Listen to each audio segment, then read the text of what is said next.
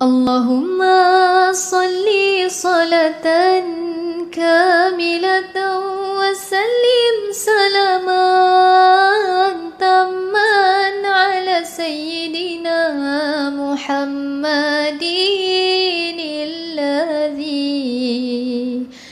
tanhallu bihi al-uqadu wa tanfariju bihi al-kurabu وتقضى به الحوائج وتنال به الرغائب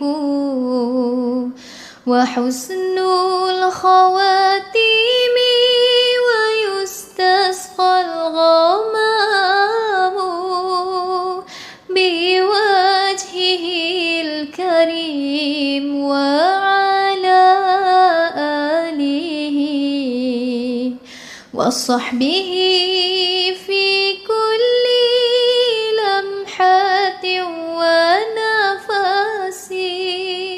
ونفس بعدد كل معلوم لك اللهم صل صلاة كاملة وسلم سلاما تاما على سيدنا محمد الذي تنحل به العقد وتنفرج به الكرب وتقضى به الحوائج وتنال به الرغائب وحسن الخواتيم ويستسقى الغمام بوجهه الكريم وعلى آله وصحبه في كل لمحة ونفس بعدد كل معلوم لك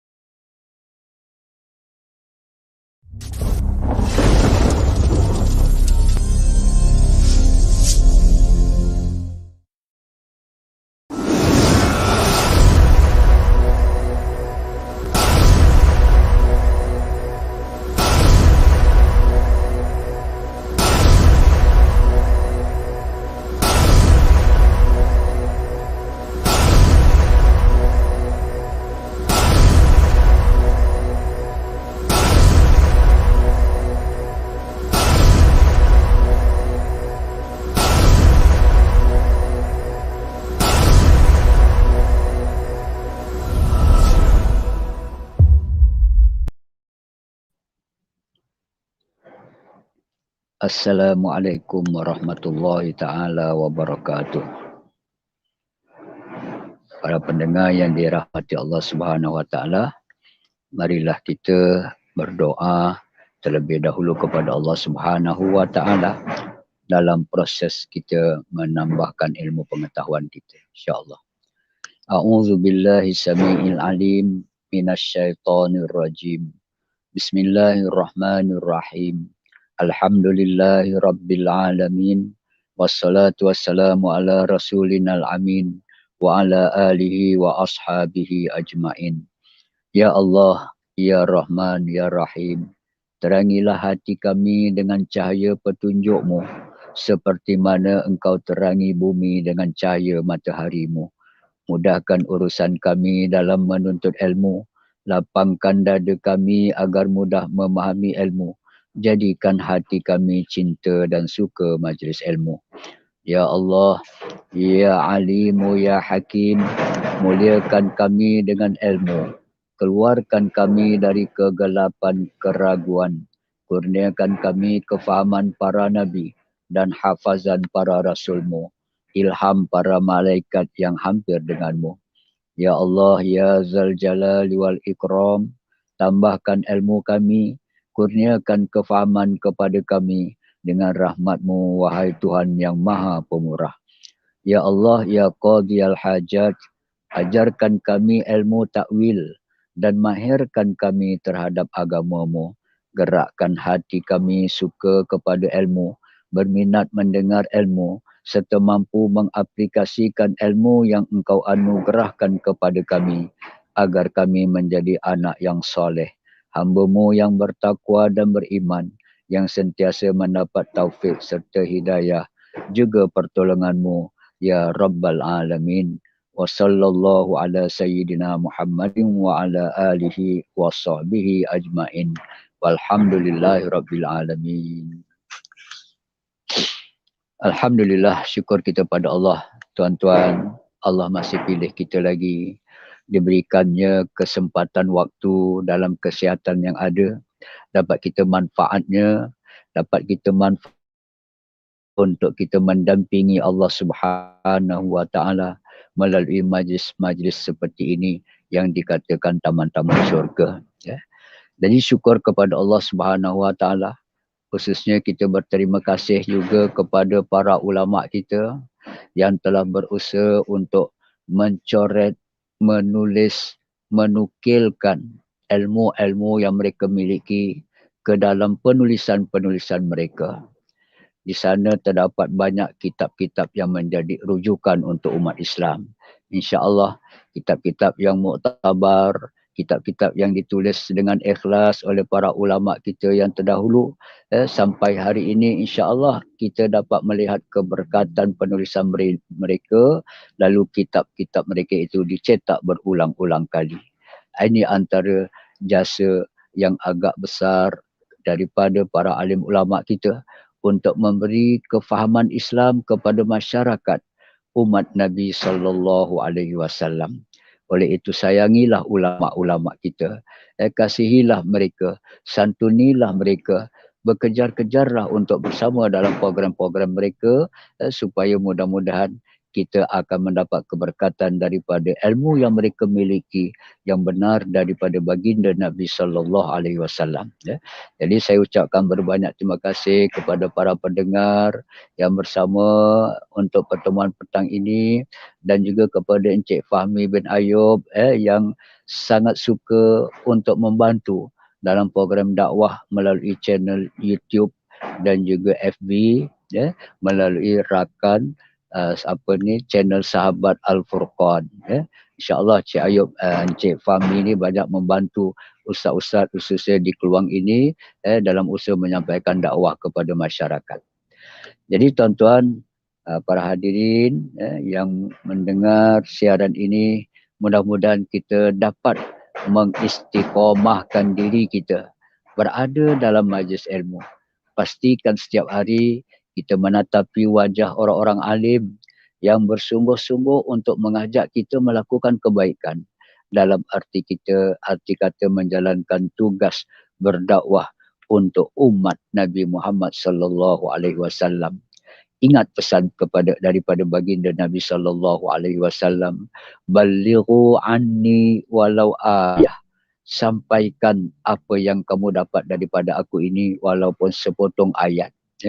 Maka atas dasar hadis Nabi, atas dasar ayat Al-Quran, yang menggalakkan manusia supaya menyampaikan dakwah Islam kepada masyarakat, supaya masyarakat Islam faham terhadap ajaran Islam yang sebenar. Jadi topik kita hari ini tuan-tuan, kita masih merujuk kepada kitab ringkasan Riyadhus Salihin. Mudah-mudahan dengan kita terus mempelajari isi kandung kitab ini akan berkembangnya pemahaman Islam di kalangan masyarakat.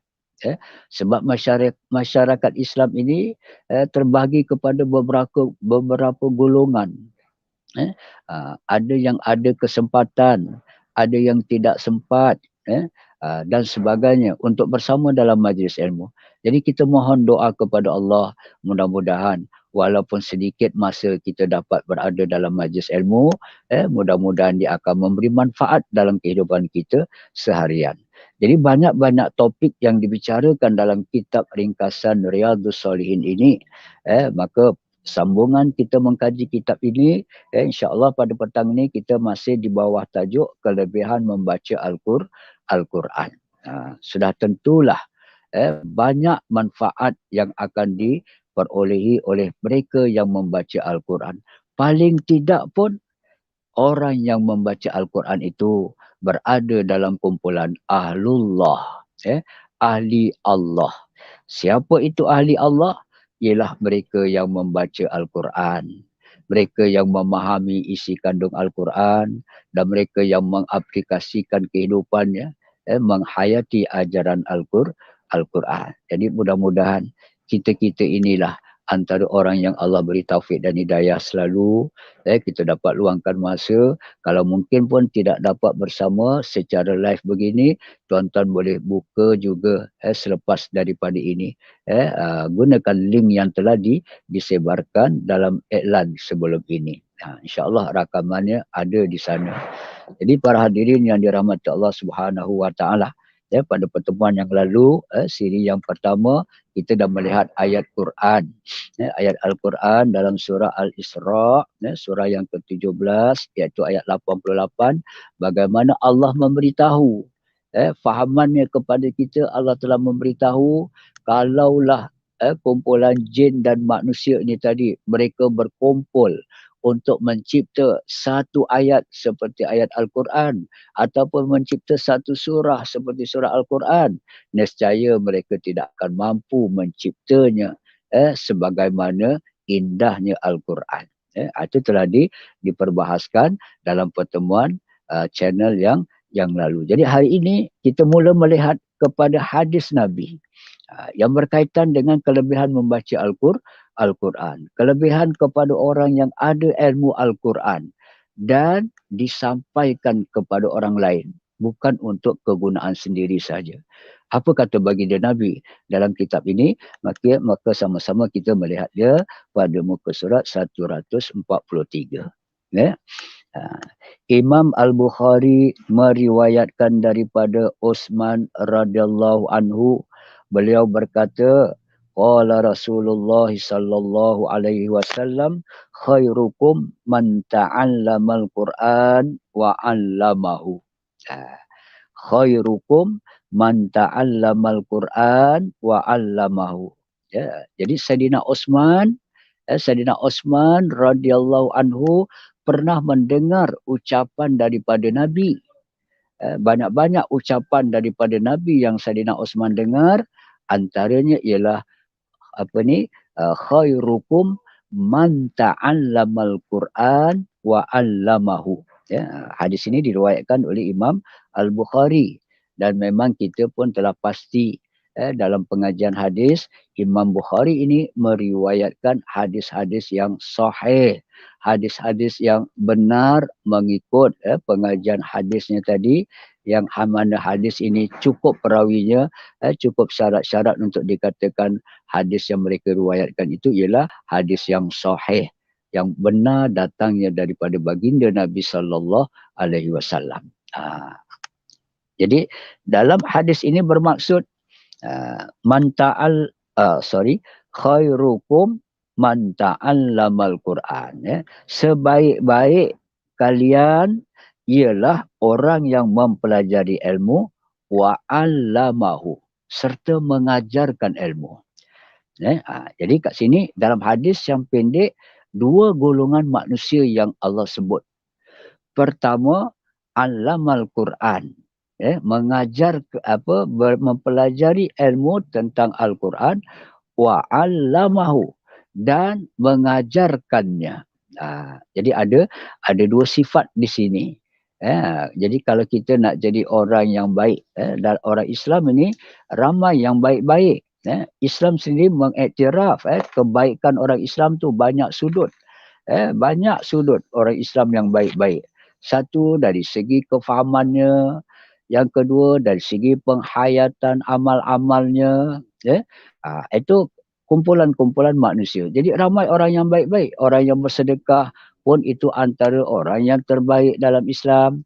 Tapi dalam hadis ini menyebutkan sebaik-baik kamu ialah orang yang mempelajari Al-Quran dan juga mengajarkannya. Itu kalau kita lihat maksud hadis itu, terjemahan hadis itu. Mudah kan tuan-tuan hadis ini? Kita boleh faham. Nak jadi orang baik, antaranya belajar tentang Quran dan sampaikan ilmu Quran itu kepada yang lain. Itu satu contoh. Tapi kita rasa tidak puas hati tentang makna ini saja. Bukan tak puas hati yang negatif, tetapi kita suka nak tahu huraian hadis ini. Huraian hadis ini. Dalam kita mempelajari ilmu tentang Al-Quran, kita nak mengajarkan ilmu Al-Quran, jadi kita boleh melihat huraiannya. Huraian daripada hadis ini, yang pertama kita dapat lihat. Kita dapat lihat sebaik-baik kamu yang diakui oleh Rasulullah. Khairukum. Sebaik-baik kamu. Siapa yang sebaik-baik ini? Siapa yang mengiktiraf kita ni orang yang baik? Adakah pengiktirafan daripada manusia ataupun pengiktirafan daripada Allah ataupun daripada Rasulullah sallallahu alaihi wasallam? Jadi dalam kehidupan masyarakat kita, para pendengar yang dirahmati Allah Subhanahu wa taala, jadi kita tengok satu golongan iaitu orang yang baik. Kita cerita orang yang baik ni tadi, iaitu orang yang dipandang baik oleh manusia dan juga Allah Subhanahu wa taala serta Rasulullah. Manusia tengok si fulan itu baik, Allah pun suka si fulan itu baik, Rasulullah pun melihat amalan dia itu baik sekiranya amalannya tadi tidak bercanggah dengan ajaran Islam. Itu golongan yang pertama. Baik manusia itu menurut pandangan manusia dan juga pandangan Allah serta Rasulnya. Yang kedua, manusia itu tadi dipandang tidak baik oleh manusia, tetapi dipandang baik oleh Allah, Rasul serta agama. Manusia tengok dia tak bagus, tapi di sisi Allah bagus, di sisi Rasulullah bagus, di sisi agama juga bagus. Jadi apa ciri-ciri kebagusan yang ada pada orang yang kadang-kadang dibenci oleh manusia, tetapi disukai oleh Allah, Rasul dan agama, iaitu orang yang mengucapkan kalimah-kalimah yang mengajak kepada kefahaman Islam. Wa man ahsanu qawlam mimman da'a ilallahi wa amila salihah wa qala innani minal muslimin. Siapa ucapan yang paling baik di kalangan manusia selain daripada ucapan orang-orang yang mengajak kepada agama Allah Subhanahu wa taala. Maknanya orang yang mengajak manusia tentang Islam, mengajak manusia tentang kebenaran, dapat menjelaskan kefahaman Islam. Itu orang yang baik, yang diakui oleh Allah, oleh Rasulullah, kerana mereka bercakap tentang perkara-perkara yang berkaitan dengan agama Allah Subhanahu wa taala, kebesaran Allah, cerita tentang azab Allah. Begitu juga dengan ucapan-ucapan Nabi. Ada ucapan Nabi yang dikatakan at-targhib wa tarhib, ucapan yang menakutkan dan ucapan yang membawa berita-berita baik untuk balasan syurga. Jadi kalau kita cakap Islam aja, sudah pasti akan ada manusia yang tak suka dengan kita. Begitulah tuan-tuan, sejarah Islam, kalau kita tengok yang dekat sekalipun dengan kita, iaitu baginda Nabi SAW. Nabi Muhammad SAW daripada kecil disukai oleh masyarakat sehingga kan mendapat gelaran Al-Amin. Al-Amin, yang jujur, yang amanah. Itu sejak kecil. Tapi bila Nabi menjadi Rasul ketika umur 40 tahun, mula menyebarkan ajaran Islam, maka mulalah baginda Nabi dimusuhi, tidak disukai, hatta sehingga sebahagian bapa saudara baginda Nabi sendiri tidak menyukai dengan perbuatan Rasulullah menyampaikan dakwah Islam. Itu sejarah Islam dari awal sejarah Nabi menyampaikan dakwah. Kita dah tahu. Jadi sekarang ini kita umat Nabi Muhammad, bila kita berbicara tentang Islam saja, mesti adalah manusia-manusia tadi yang tidak setuju dengan kita. Sebab Islam itu disampaikan untuk mengawal nafsu manusia. Kebanyakan ajaran Islam itu bercanggah dengan kemahuan nafsu manusia. Sebab dalam kehidupan kita ini ada nafsu, namanya nafsu amarah. Nafsu yang mengajak kita melakukan perkara yang bercanggah dengan Islam. Itu antara tujuan. Tujuan syariat Islam diturunkan oleh Allah Subhanahu wa Ta'ala. Jadi kalau kita boleh menerima ajaran Islam itu, maka apa jaminan Allah? Qad aflaha man zakkaha. Berjaya orang yang beriman, yang boleh membersihkan hatinya daripada perkara-perkara yang bertentangan dengan Islam, maka mereka akan mendapat kejayaan syurga Allah Subhanahu wa Ta'ala. Jadi ini kumpulan yang kedua tadi, orang yang dibenci oleh manusia tetapi disukai oleh Allah, Rasul dan juga agama. Contohnya seperti orang-orang mukmin, orang mukmin yang mentaati perintah Allah. Jadi orang yang mukmin ini dia ada tugas. Antara tugasnya mereka kena fahami 6 rukun iman. Mereka kena hayati 5 rukun Islam. Kita nak jadi orang Islam yang penuh Islam, sempurna Islam. Kita nak jadi orang Islam yang beriman, sempurna iman kita. Maka orang yang sempurna iman ada peluang akan mendapat syurga Allah di akhirat nanti tanpa melalui hisab ataupun azab di dalam neraka. Jadi sebahagian daripada umat Islam ada yang mempunyai keimanan yang sempurna, maka mereka akan berpeluang mendapat syurga tanpa dihisap oleh Allah Subhanahu Wa Taala amal-amal yang jahat mereka. Inilah kumpulan yang kedua. Dan janganlah kita termasuk dalam golongan orang yang ketiga. Orang yang tidak disukai oleh masyarakat dan tidak disukai oleh Allah, Rasul dan agama. Jadi orang yang tak disukai oleh masyarakat kerana akidahnya rosak, kerana akhlaknya barangkali tidak bagus, dah tentu masyarakat tak suka. Kalau dikekalkan dengan akhlak dia begitu, kejahatannya begitu, maka dibenci oleh manusia, dibenci oleh Allah Subhanahu Wa Taala, Nabi dan pada agama, maka rugilah mereka ini. Inilah manusia yang paling rendah levelnya.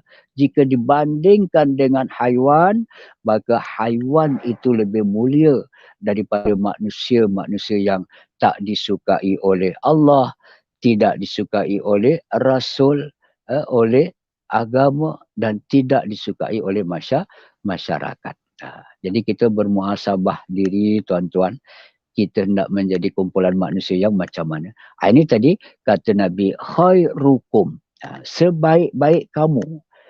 Antara kamu 10 orang, adakah 10 orang itu semua baik 100%?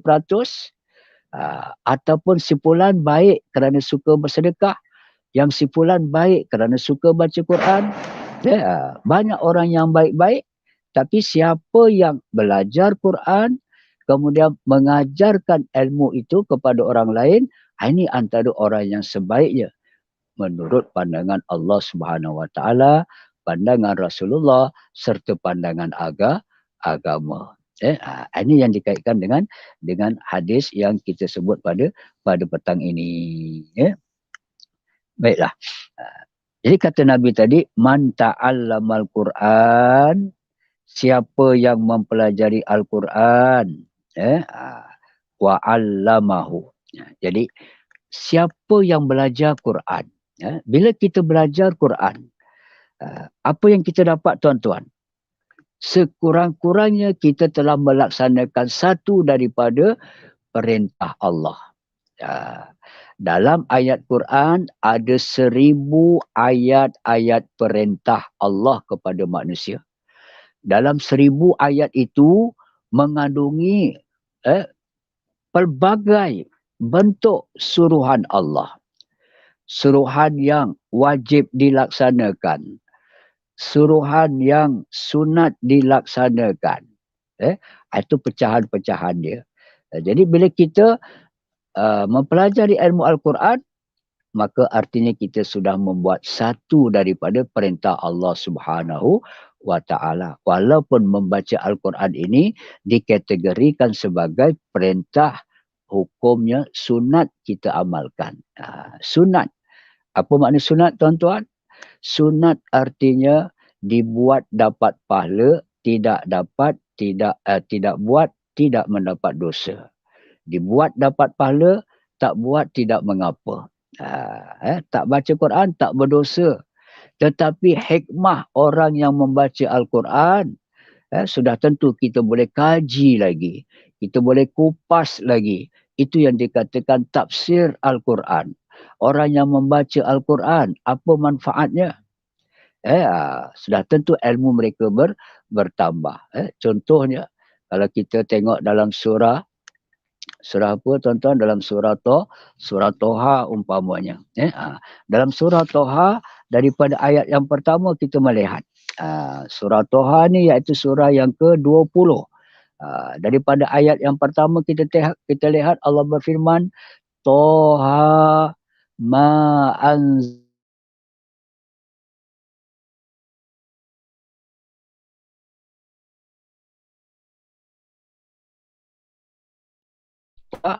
Toha itu ada ulama yang mentafsirkan nama bagi Rasulullah sallallahu alaihi wasallam.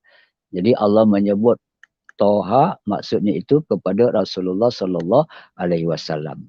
Ma anzalna alaikal Quran, tidaklah kami turunkan Al-Quran kepada engkau, pada Muhammad, litashqa, untuk menyusahkan kamu. Jadi Al-Quran diturunkan bukan untuk menyusahkan manusia. Bukan untuk menyusahkan manusia. Jadi jangan ada sekecil-kecilnya perasaan dalam hati kita menganggap Al-Quran ini menyusahkan kita. Na'udzubillah. Akan tetapi Allah beritahu, illa tazkiratan liman yakhsha. Akan tetapi Al-Quran itu diturunkan untuk memberi peringatan. Kepada siapa? Kepada orang-orang yang takut kepada Allah. Liman yakhsha, kepada orang yang takut kepada Allah. Jadi orang yang takut kepada Allah ini tadi tuan-tuan, kadang-kadang si fulan itu yang tak kenal Allah Subhanahu Wa Taala, tetapi bila Allah dah beri hidayah kepada dia, timbul rasa takut kepada Allah. Lalu dia memeluk agama Islam. Jadi ada orang yang nak tahu tentang Islam, maka dia kaji Al-Quran. Dia tahu isi kandung Al-Quran, isi kandung ajaran Islam terkandung dalam Al-Quran. Lalu mereka mengkaji Al-Quran. Kalau nak tahu isi kandung ajaran Islam ketika zaman Nabi Musa, maka mereka mengkaji kitab Taurat. Kalau mereka nak tahu isi kandung ajaran Islam zaman Nabi Isa, mereka kaji kitab Injil. Kalau umat Nabi Muhammad hari ini nak tahu tentang Islam, mereka kena kaji Al-Quran.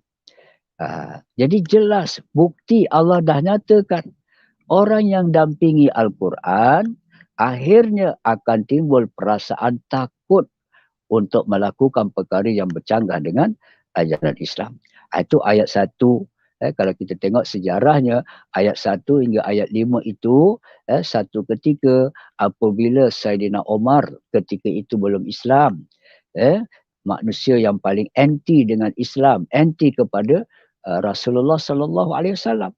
Tapi satu masa dia mendapatkan adiknya Siti Fatimah, mendapatkan adiknya Fatimah, Fatimah, kerana diberitahukan bahawa Fatimah adik Saidina Umar tadi telah lebih dahulu menganut Islam sebelum Saidina Umar.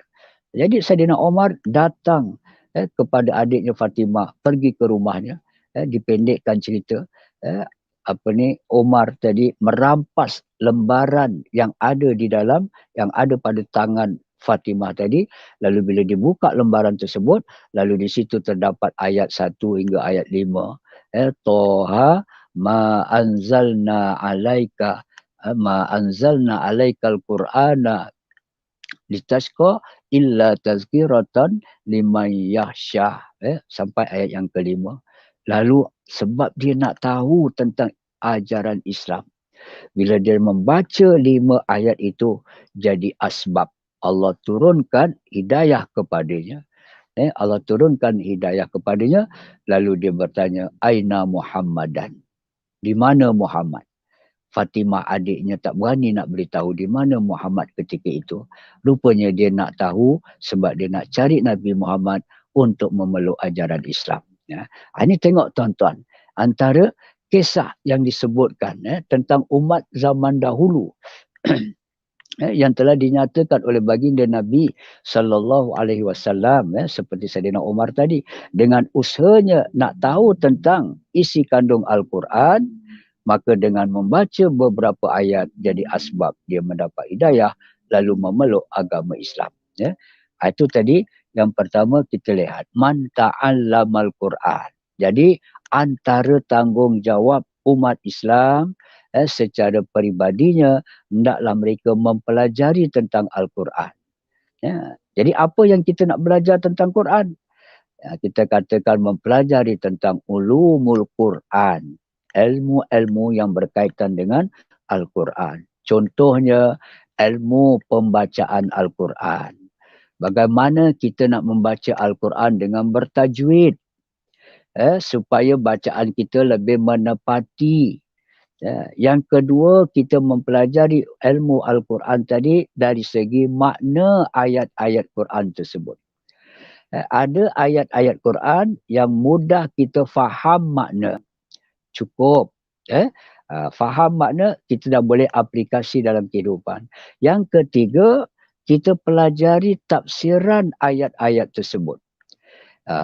Ayat itu diturunkan bila, ketika Nabi di mana di saat itu, di latar belakang kisah Al-Quran itu.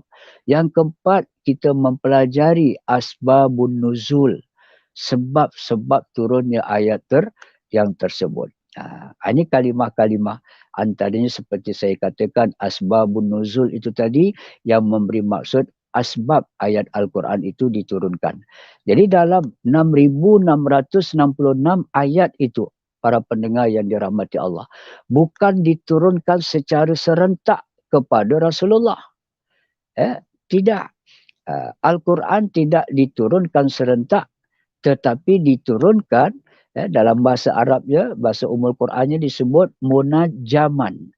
Diturunkan sedikit-sedikit, bersesuaian dengan suasana di saat itu.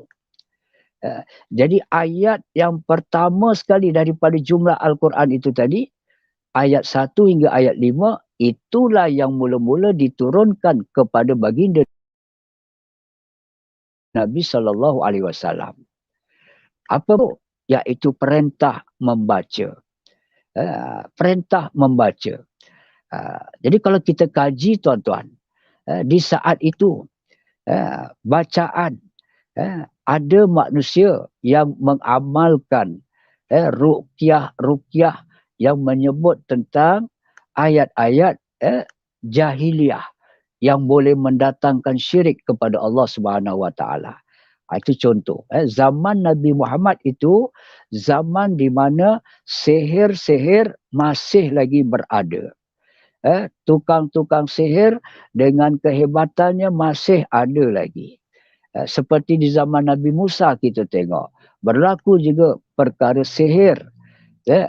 Jadi di saat zaman Nabi Musa lagi dah diberitahu kepada kita bahawa manusia memang ada hubungan baik dengan syaitan dan jin dalam pengajaran mereka atau dalam kita kata menghayati ajaran-ajaran ilmu hitam. Jadi sihir-sihir ni bukannya zaman-zaman dahulu untuk zaman-zaman tertentu saja. Bahkan sihir ini akan berterusan sampai munculnya Dajjal nanti satu hari ketiga. Dajjal lah makhluk yang mempunyai kuasa sihir yang begitu besar, anugerah daripada Allah. Kemampuan Dajjal tadi untuk mensihir manusia supaya tak nampak Allah Subhanahu Wa Taala.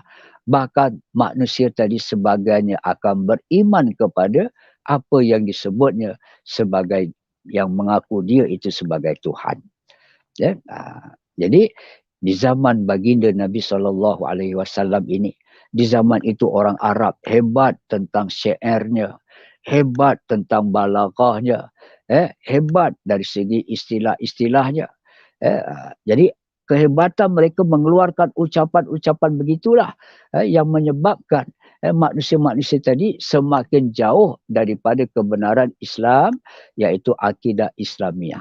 Jadi Al-Quranul Karim diturunkan, salah satu tujuannya ialah untuk menjadi bahan bacaan untuk manusia. Lebih-lebih lagi yang beriman kepada Allah Subhanahu Wa Taala. Jadi Iqra' bismi rabbikal ladzi khalaq, bacalah kamu dengan nama Tuhan yang menciptakan kamu. Iqra' bismi rabbikal alladzi khalaq. Khalaqal insana min 'alaq. Allah beritahu kita manusia dijadikan daripada titisan air mani. Daripada titisan air mani itu kejadian manusia, zuriat Nabi Adam alaihissalam. Nabi Adam dijadikan daripada tanah. 5 jenis warna tanah. Manakala zuriat Nabi Adam dijadikan daripada air mani. Itulah proses persenyawaan untuk manusia. Jadi hari ini kita keturunan Nabi Adam dijadikan daripada 40 hari daripada bentuk titisan air mani. Kemudian tempoh 40 hari yang kedua menjadi seketul darah. 40 hari yang ketiga menjadi seketul daging yang akhirnya bertambah pertumbuhannya sehingga munculnya anggota-anggota badan yang lain, kaki, tangan, kepala dan sebagainya. Jadi dalam tempoh 120 hari janin berada di dalam rahim ibu. Cukup 120 hari dalam janin ibu, maka manusia ditiupkan roh ke dalamnya, maka mulailah dia hidup. Itu sedikit bagaimana yang dinyatakan di dalam ayat Quran tentang kejadian manusia dan dikaitkan dengan kajian ilmu-ilmu saintis oleh para saintis kita yang mengkaji, yang akhirnya mereka dapat kebenarannya Al-Quran tentang sistem bagaimana tumbesarannya manusia dalam janin ibu yang mereka miliki tadi. Itu tadi dikatakan tentang kehebatan Al-Quran. Jadi Al-Quran ini Allah turunkan pada peringkat awalnya melalui perintah membaca. Jadi tuan-tuan, beruntung orang yang menjadikan aktiviti membaca Al-Quran ini dalam kehidupan mereka. Itu kalau kita nak cari lagi antara orang yang suka baca Quran ni, bagaimana kita nak baca, surah apa kita nak mula, berapa ayat satu hari kita nak baca dan sebagainya. Itu banyak lagi kajian-kajian. Kalau kita mengkaji hadis-hadis Nabi, kalau nak baca Quran, kita khatam satu kali Al-Quran itu, agak-agak mampu tak kita satu hari kita khatam sekali Al-Quran dengan suasana yang begini. Berbanding dengan alim ulama dahulu, para sahabat dulu, ada yang boleh khatam Quran satu hari 7 kali mereka dapat khatam Al-Quran. Kita kata bolehlah zaman dulu masa mereka luas, mereka tak sibuk nak itu nak ini umpamanya. Itu alasan tuan-tuan. Alasan yang kita boleh reka. Tapi telah dicipta oleh ulama-ulama mereka, ulama-ulama zaman dahulu. Sejarah mereka yang mencatatkan bagaimana kemampuan mereka berusaha untuk menghatam Quran dalam tempoh satu hari beberapa kali. Kita hari ini kita mendakwa 24 jam itu tak cukup. Lagi saat akhir kepada hari kiamat ini kita tengok masa begitu cepat. 24 jam itu begitu cepat. 1 minggu begitu cepat. 1 bulan, 1 tahun begitu cepat. Ini sebagai tanda dunia hampir kiamat, iaitu perasaan untuk 24 jam itu berlalu dengan begitu cepat. Tetapi baginda Nabi SAW telah mengajar kita, telah mendidik kita. Walaupun masa yang begitu singkat, tapi kita masih boleh merebut untuk mendapat pahala khatam Quran. Antaranya yang Nabi ajarkan kepada kita, baca 1 kali suratul Ikhlas. Tahu tuan-tuan surah Ikhlas? Tentu tahu kan? Kalau tak tahu, tak apa, jangan rasa hina diri, perbaiki diri. Suratul Ikhlas itu tak banyak, 4 ayat saja. Qul huwallahu ahad, Allahus samad, lam yalid walam yulad, walam yakul lahu kufuwan ahad. Contohnya, kata Nabi baca 1 kali mendapat pahala seperti membaca 10 juzuk Al-Quran. Jadi kalau kita baca 2 kali, 20 juzuk Quran. Baca 3 kali, 30 juzuk Quran. Khatam dah. Dapat pahala seperti kita khatam baca Quran 30 juzuk. Kan? Mudah. Umat Nabi Muhammad diberi kemudahan untuk mendapat pahala yang menjadi kunci syurga untuk masuk syurga Allah Subhanahu Wa Taala. Ya, bagus ya Rasulullah.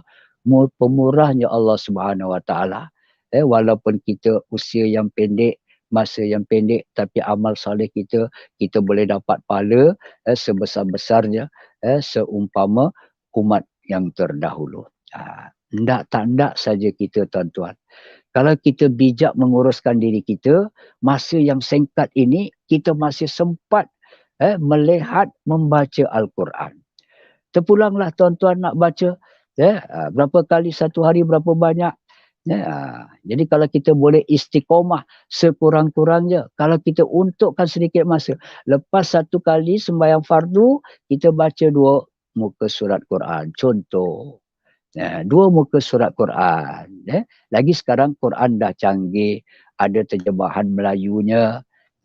Belilah. Ada yang harga RM60, RM70, RM80, RM90, RM100, RM200 pun ada. Quran saya yang paling mahal RM200, sebuah besar. Sesuailah untuk orang yang pandangannya tadi tu memerlukan tulisan yang besar-besar. Tapi Alhamdulillah RM200 yang diinfakkan itu, Quran kita tadi kita dapat baca, isteri dapat baca, anak-anak kita dapat baca. Kalau anak kita guna Quran itu, membaca juga 1 muka surat. 1 muka surat itu berapa ayat yang ada di situ, berapa huruf yang ada di situ, kalikanlah dengan pahala yang banyak, anak dapat contoh 1000 pahala dengan sebab baca Al-Quran tadi. Kita juga dapat 1000 pahala dengan amalan anak kita sebab kita ada hubungan dalam perkara yang membawa kebaikan. Pertolongan seperti mana yang Allah nyatakan, ta'awanu 'alal birri wat taqwa wala ta'awanu 'alal ismi wal udwan. Bertolonglah kamu kepada perkara yang membawakan kebaikan, ketakwaan yang boleh mendatangkan pahala. Ada pahala, bertambah ketakwaan insya-Allah. Wala ta'awanu 'alal ismi wal udwan. Tapi jangan kamu bertolongan pada perkara yang mendatangkan dosa dan membawa perpecahan. Ini hari ini kita tengok tuan-tuan, masyarakat kita sebahagiannya suka membantu pada perkara-perkara yang mendatangkan dosa dan mendatangkan kecelakaan, kemurkaan daripada Allah. Tapi dalam perkara yang membawa kebaikan, mendatangkan pahala, mendatangkan kebaikan, sebagian manusia tadi telah ditutup matanya. Tak nampak perkara-perkara yang baik. Yang lagi malang kalau kita dah tak dapat beza yang mana yang hak, mana yang batil. Wa qul ja'al haqqa wa zahaqal batil innal batila kana zahuqa. Dalam Quran Allah perintahkan kita wa qul ja'al haqqu. Sebutkan bahawa kebenaran pasti akan datang.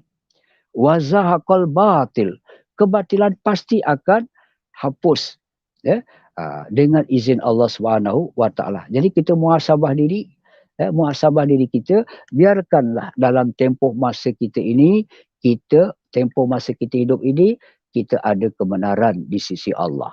Kita cari kebenaran di sisi Allah, bukan kebenaran di sisi manusia. Ada kadang-kadang manusia kata betul. Hatta ramai manusia yang kata betul dalam sesuatu perkara. Tetapi sedikit yang mengatakan tidak betul. Tetapi benar di sisi Allah. Maka kita lebih utamakan kelompok yang sedikit yang benar di sisi Allah. Bukan kita juga nak menjerumuskan diri kepada kumpulan yang ramai. Tetapi yang bercanggah dengan ajaran Islam. Jadi inilah fungsi akal kita, tuan-tuan. Jangan kita rosakkan akal kita. Jangan kita lebih utamakan duniawi daripada ukhrawi kita.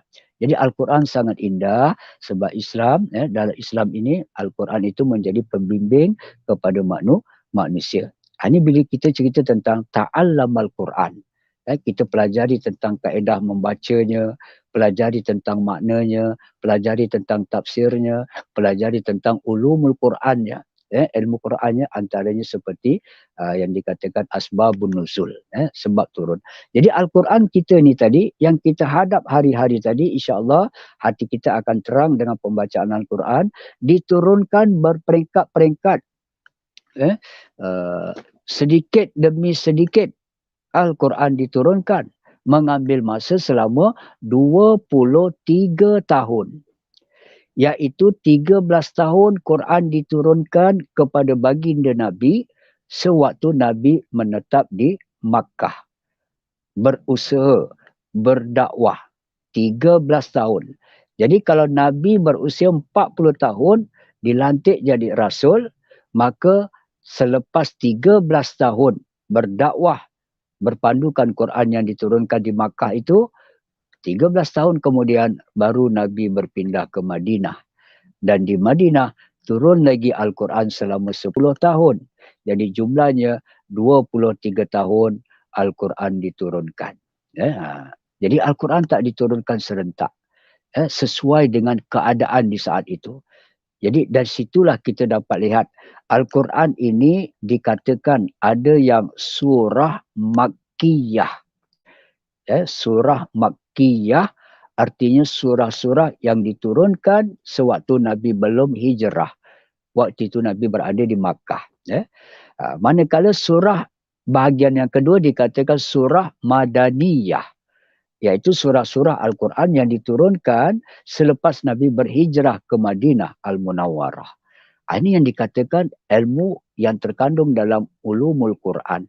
Ilmu-ilmu tentang Quran. Jadi di situ nanti kita akan dapat tahu di peringkat awal-awal dulu Quran tidak ditulis. Sahabat-sahabat dengar, sahabat-sahabat menghafal. Antara keistimewaan orang-orang Arab itu akal mereka kuat, mudah menghafal, mudah ingat. Jadi tak mustahil kalau 6,666 ayat itu mudah dihafaz oleh para sahabat Nabi. Kita hari ini jauh dengan Nabi, tapi syukur Alhamdulillah kita masih ada generasi yang dikatakan sebagai hufaz ataupun hafizul Quran. Yang ingatan mereka terhadap Al-Quran, syukur Alhamdulillah. Siapa yang ada anak atau dalam ahli keluarga ada orang yang menghafal Al-Quran, insya-Allah itu akan memberi manfaat kepada ibu bapa mereka di akhirat nanti. Satu ketika yang Nabi gambarkan ibu bapa ini dipakaikan mahkota. Di akhirat nanti ibu bapa dipakaikan mahkota, maka ibu bapa ni tadi berkata yang maksudnya alangkah indahnya pakaian kami ini yang tidak dipakai oleh orang-orang lain. Kenapa kami dipakaikan mahkota? Jadi malaikat akan memberitahu, kerana anak kamu ada yang berinteraksi dengan Al-Quran. Ada yang menjalin hubungan baik dengan Al-Quran. Lagi kalau orang-orang yang hafaz Quran, antara peranan mereka, tuan-tuan, mereka sayang. Mereka yang dah hafaz Quran, mereka sayang. Dan kalau boleh tak mau hilang daripada ingatan mereka. Ya, kita carilah orang-orang yang hafiz Al-Quran tadi. Kita tengok bagaimana kalau kita mengkaji. Alhamdulillah, tahniah, Allah pilih mereka. Allah pilih si fulan jadi penghafaz Al-Quran.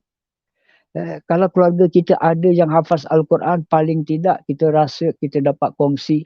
Bila ada ayat-ayat, sesuatu ayat yang kita tak mahir nak cari surah apa dan sebagainya, maka kita boleh minta bantu anak kita. InsyaAllah selesai satu masalah kita.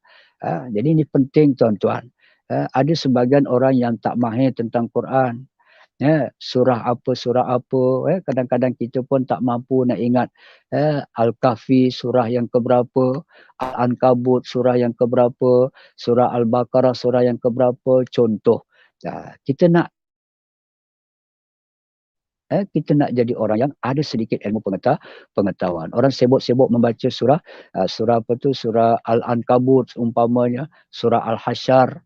Dulu pernah saya katakan surah Al-Hasyr, siapa yang membaca ta'awuz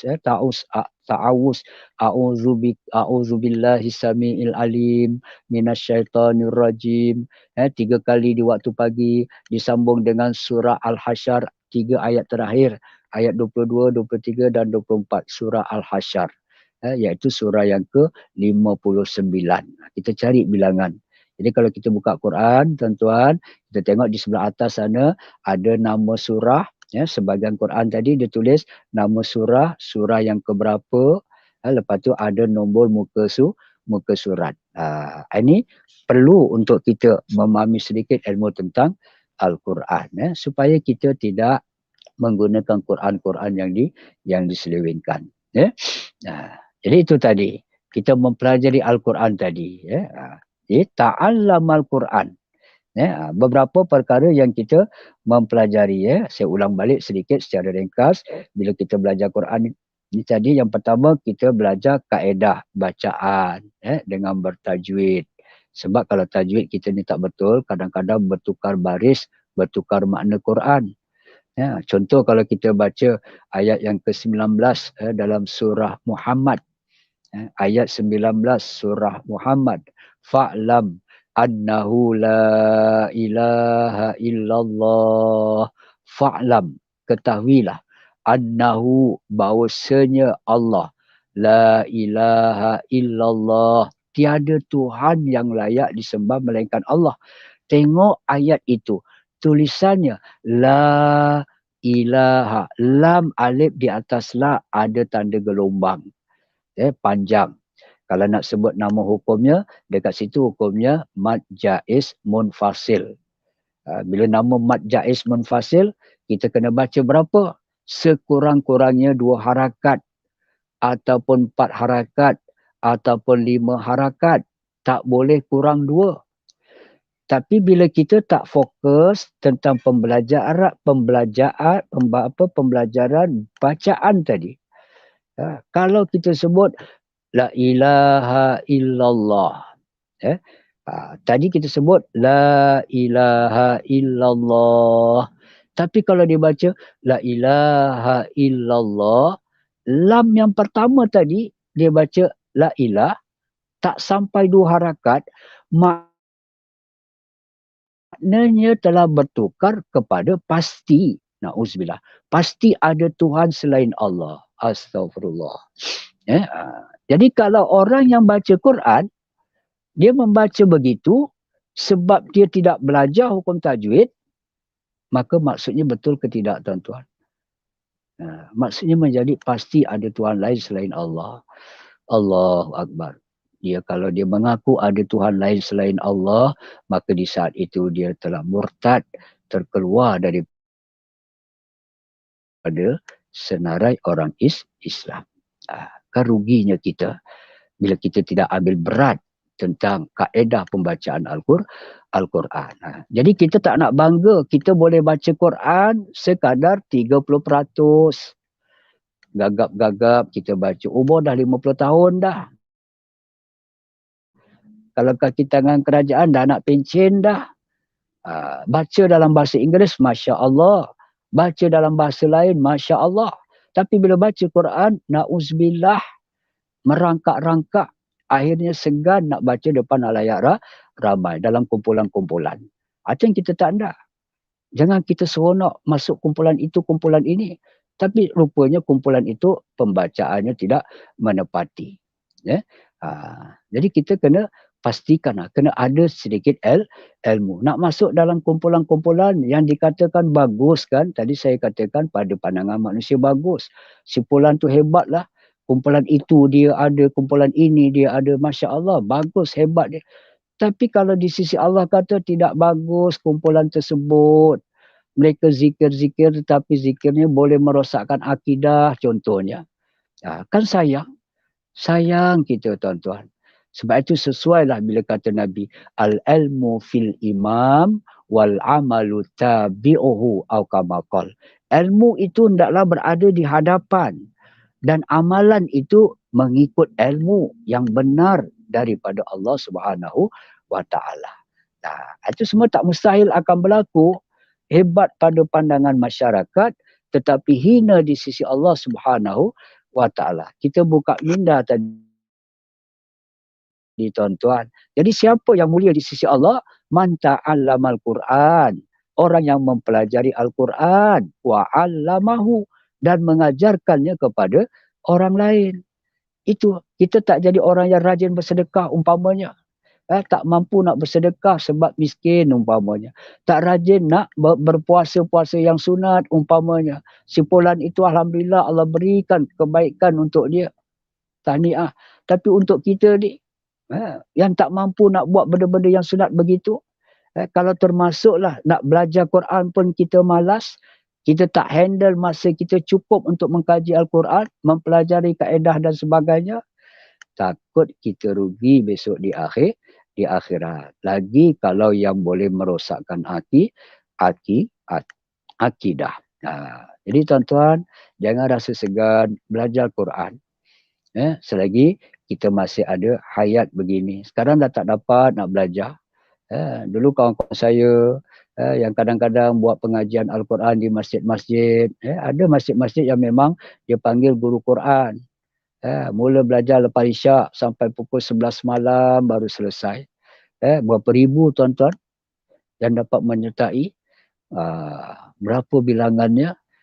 Mungkin kita antara orang yang tak berkesempatan kerana kesibukan. Ada ustaz-ustaz yang mengajar di rumah, ustazah-ustazah yang buat kelas Quran di rumah. Datang sebulan sekali umpamanya. Dikenakan yuran sedikit. Dah tak nak datang. Sayang nak keluar. Padahal sebulan sekali, sebulan 2 kali. Sayang nak keluar belanja. Nak infak kepada majlis tersebut. Wallahualam. Itulah yang dikatakan manusia punya pemikiran dan hawa nafsu. Tapi kalau orang yang nampak, tak apa ustazah. Saya bantu ustazah. Sebulan punya beras umpama. Contoh tuan-tuan. Contoh. Sebulan beras saya tanggung umpamanya kan. Kalau ada yang saat macam tu kita kata kita manusia alangkah seronok kalau dapat habuan seperti itu tapi kita tidak minta kan. Para pendakwah kita tak minta tapi diberi alhamdulillah. Sebab kita tahu manfaatnya tadi. Tapi kita kasihani kepada masyarakat Islam kita yang bab-bab agama ni rasa berat nak infak. Kita belajar kat rumah simpulan itu, elektriknya, barangkali tenaganya, apa salah kalau kita infak kepada guru-guru kita kan, yang berdakwah ke jalan Allah ini tadi. InsyaAllah besok kita akan dapat bersama syafaat daripada mereka. Tapi yang hanyut dengan keduniaan sahaja, rasa kedekut untuk hulurkan sedikit nikmat yang Allah beri, maka kedekut itu nanti akan menjadi masalah dalam kehidupan ini di akhirat. Minta maaf tuan-tuan, ini kita buka minda. Kalau semua umat Islam memahami isi kandung Quran, insya-Allah, insya-Allah sibuk macam mana pun dia akan uruskan masa dia untuk membaca Al-Quran. Okey tuan-tuan, pukul berapa dah ni? 7 minit lagi pukul 6 insya-Allah Arti yang pertama tentang wa'allama Allahumma Muhammad. Jadi kita baca Quran, belajar Quran, khairukum man ta'allamal Quran. Kemudian kata Rasulullah wa'allamahu. Jadi wa'allamahu maknanya dan kita ajarkan ilmu Al-Quran itu kepada orang lain. Kepada orang lain. Jadi sekarang kita dalam proses menuntut ilmu tentang Al-Quran. Bukan tunggu kita habis pelajaran tentang Quran, baru kita nak mengajar kepada orang lain. Tidak tuan-tuan. Tidak sekali-sekali begitu. Ingat balik kata Nabi. Balighu anni walau ayah. Sampaikan apa yang kamu dapat daripada aku walaupun satu potong ayat Quran ataupun satu ilmu tentang agama Islam. Okey. Baik. Allamahu dan ajarkan dia. Maka kita mengkaji dalam hadis-hadis Nabi yang lain. Kita akan jumpa satu daripada hadis Nabi, kata baginda Nabi, man dalla alal khairi kafa'ilihi. Siapa yang menunjukkan sesuatu kebaikan dan kebaikan itu dilakukan oleh si fulan itu, maka kita yang menunjukkan kebaikan itu akan dapat pahala.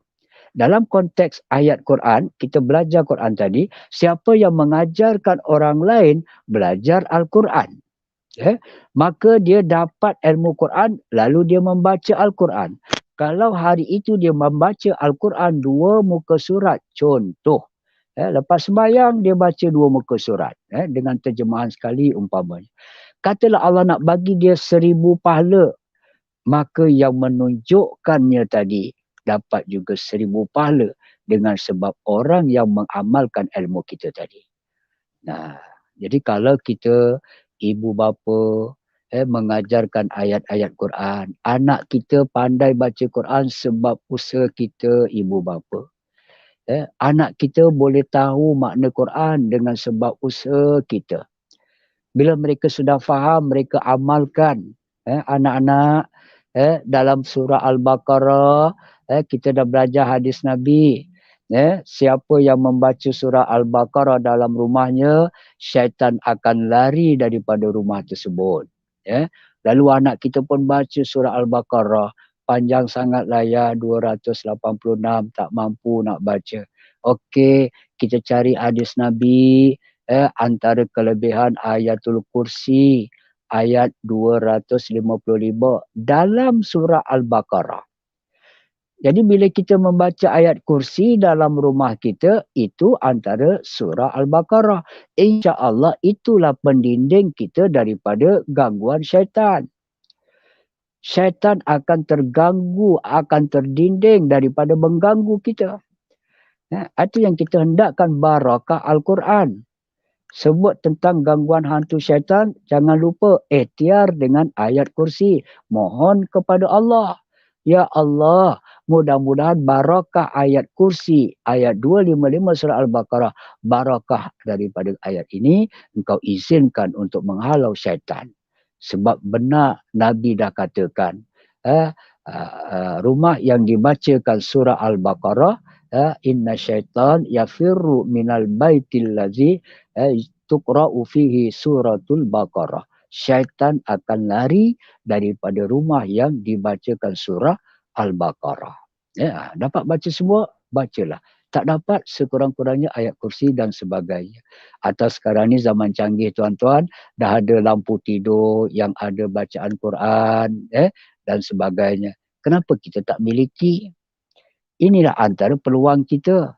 Telinga kita ni supaya didengarkan dendangan ayat-ayat Al-Quran. Sekarang ada yang menjual tentang alat-alat seperti itu, yang membaca Al-Quran. Ada yang 30 juzuk Al-Quran sempurna, sempurna 30 juzuk. Dalam sekeping CD saja. Allahu Akbar. Ini antara kebaikan ilmu yang canggih hari ini. Yang mana ilmu-ilmu yang baik, yang pandai-pandai ni tadi, ilmu yang bijak-bijak Allah bagi kepada manusia dan manusia manfaatkan, lalu mereka kaya raya dengan ilmu yang Allah beri, tetapi barang yang diciptakan mereka itu tadi juga beri manfaat kepada kita manusia. Seperti yang saya katakan tadi, radio Al-Quran, lampu tidur Al-Quran. Jadi kita boleh pasang dia. Pasangkan dalam rumah kita siang, malam, insya-Allah akan ada kebaikannya. Itu kata Rasulullah, man dalla 'alal khairi kafailihi. Siapa yang menunjukkan sesuatu kebaikan, maka dia akan dapat pahala sama seperti kebaikan yang dilakukan oleh orang yang menerima kebaikan tunjuk ajar daripada kita tadi. Jadi kalau kita bawa konteks yang dekat, kita tak mampu nak ajar masyarakat barangkali sebab kita tak ada tauliah, kita tak ada kelulusan yang tinggi dan sebagainya. Paling tidak dalam keluarga kita. Kita beritahu anak-anak, wahai anak-anak, ni musim PKP, kita tak rajin keluar rumah sangat, banyak masa kita dekat rumah, jangan lupa pengisian rohani. Hari ini amalkan bismillah atau kita kata basmalah. Bismillahirrahmanirrahim. Kalimah bismillah itu saja, siapa yang pernah menulis kalimah itu dalam selai kertas, insya-Allah itu besok di akhirat akan ditimbang pada neraca kita dan insya-Allah mudah-mudahan beratnya pahala kalimah basmalah yang kita tulis akan memberatkan neraca kita kepada perkara-perkara kebaikan, berat timbangan pahala kita. Ini telah diberitahu oleh baginda Nabi SAW. Ada orang yang dah dinyatakan nak dibawa ke neraka kerana dosa maksiatnya, tetapi Allah tahan, suruh cek balik apa kebaikan yang pernah dia buat dekat dunia. Bila dicek, antaranya itulah kalimah basmalah Bismillahirrahmanirrahim yang dia tulis pada selai kertas, maka ditimbang di akhirat menyebabkan timbangan pahalanya lebih berat daripada timbangan maksiat dosanya. Lalu Allah kata Allah ampunkan dosanya, bawalah dia ke syurga. Barakah kalimah basmalah, tuan-tuan, izin Allah.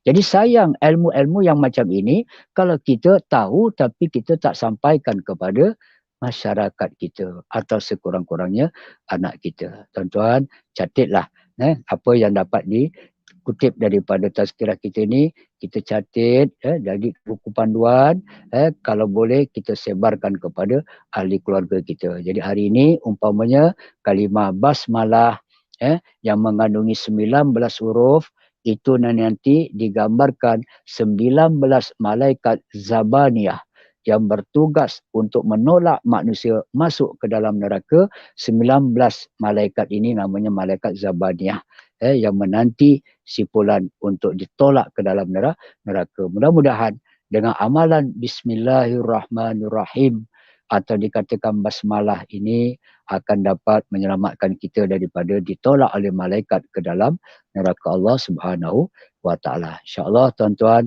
sekadar itu saja apa yang dapat disampaikan. Bagi tuan-tuan yang tak dapat bersama, tuan-tuan boleh kongsi, maklumkan kepada sahabat-sahabat, suami kita. Kalau sayang suami, ajaklah suami, dengarlah tazkirah. Tekuk tambahkan pengetahuan kita. Kalau sayangkan isteri, suami ajaklah isteri. Ajaklah anak-anak, ajaklah menantu, ajaklah cucu cicit dan sebagainya.